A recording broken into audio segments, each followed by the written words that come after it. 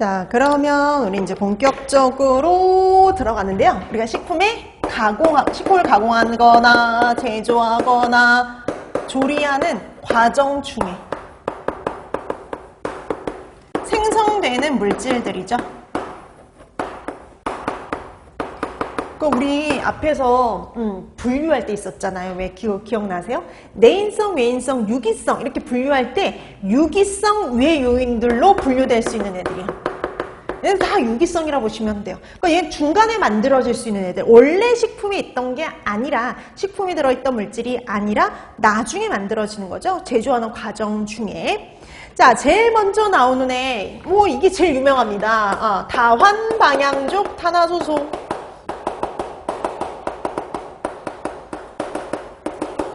요즘에는 약자보다는 다 이렇게 얘기를 하는데, 다환방향족 탄화수소, 환을 여러 개 갖고 있는 탄화수소들인데요.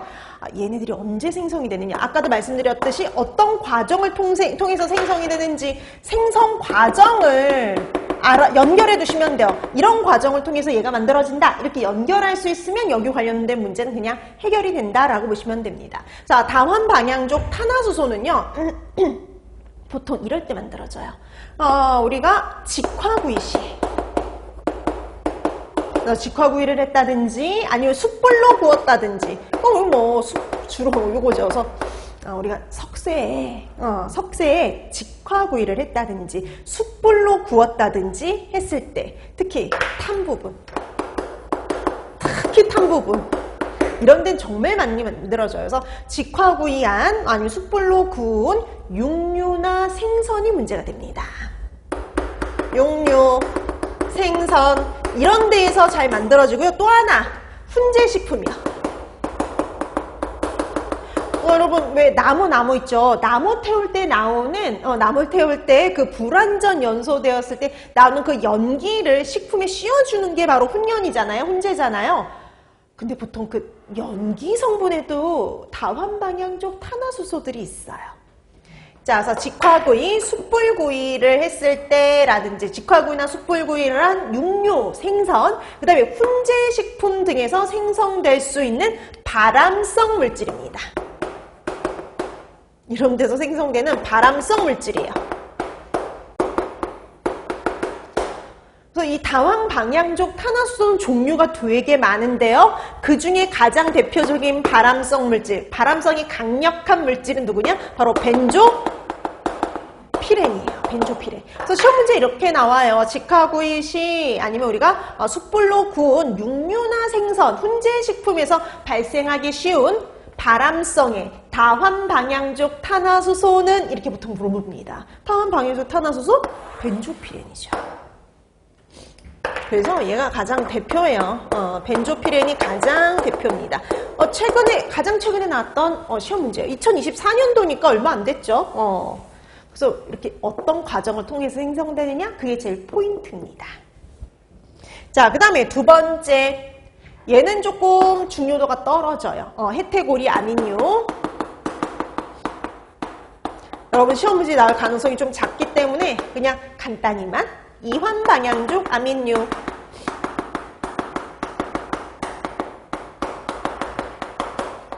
얘는 아미노산 단백질 식품을요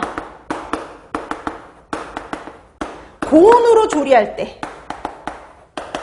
생성되는 열분해 산물입니다. 그러니까 아미노산이 열분에 의해서 만들어진 물질 이렇게 생각하시면 돼요. 그래서 우리가 특히 아미노산, 단백질 그러면은요 육류, 생선 여기도 육류, 생선이어서 육류나 생선 같은 이런 애들을요 고온으로 조리했을 때 발생하는 돌연변이를 일으키는 물질이라고 봐주시면 됩니다. 자, 그래서 얘 같은 경우에는 특히 아미노산, 단백질을요 고온으로 조리할 때 발생하는 열분의 산물로 돌연변이를 일으키는 물질이라고 봐두시면 됩니다.